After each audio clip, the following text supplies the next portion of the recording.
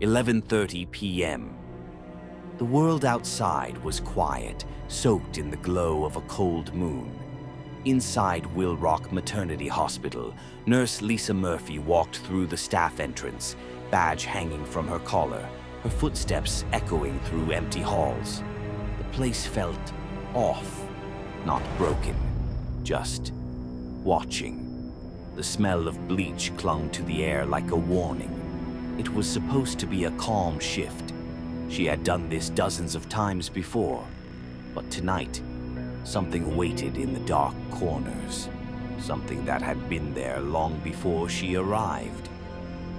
As Lisa passed by the nursery, she began the usual check-in. Cradle 1, 2, 3, all sleeping soundly. But when she reached Cradle 7, her heart skipped a beat. The tag read unknown. No parent name, no birth date. Just the time. Found at ER, 10:03 p.m. The baby was tiny, pale, with one eye shut as if bruised, and the other wide open, unblinking. When she leaned closer, the child smiled at her. But it wasn't joy. It was something else, as if it knew her. As if it recognized something deep inside her she had long buried. Suddenly, a faint melody filled the nursery. A lullaby, but distorted, slowed down, like it was coming from underwater. Lisa froze. She hadn't turned on any toys. She checked the monitors. No one had entered. Then she noticed the sound came from behind her. She turned. Cradle 7 was empty. On the cold white floor, smeared in red, were small, wet footprints leading into the hallway. Her hand shook as she reached for the call button, but it didn't work. The system was dead. Lisa stepped into the hallway, following the footprints. At the far end, under a flickering ceiling light, the baby stood. On his feet. Impossible. He was barely days old. His posture was unnatural, limbs loose like a doll, head tilted unnaturally. He turned slowly toward her. And then he said, "Lisa." The voice didn't belong to a child. It was hoarse, broken, ancient. Lisa gasped. Her knees weakened.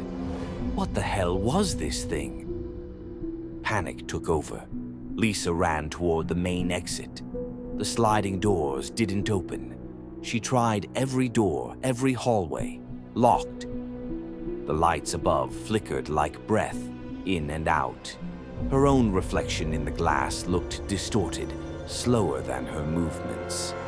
The hospital had changed. It wasn't just abandoned. It had turned into something else, a trap, and she was alone. Lisa stumbled into the security office. She turned on the monitors.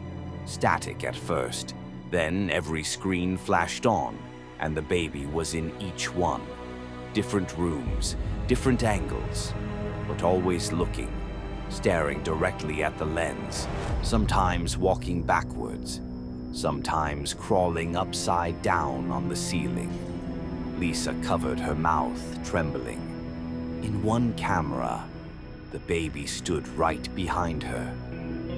She turned.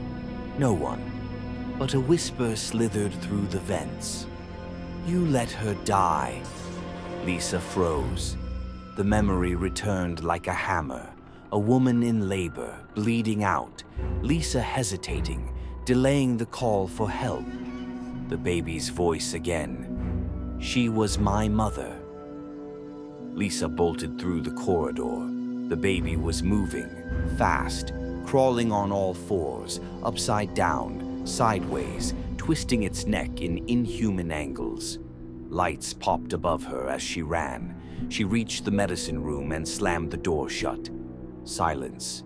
Then, a soft knock, followed by laughter.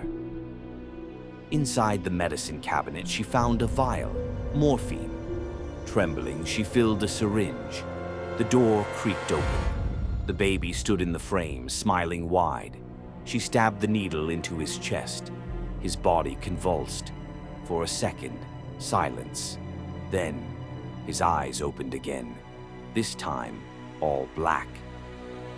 The hospital buzzed back to life. Lights brightened, alarms reset. The staff door opened. Carla walked in, sipping coffee. "Time for shift change," she called. Lisa tried to move, but couldn't.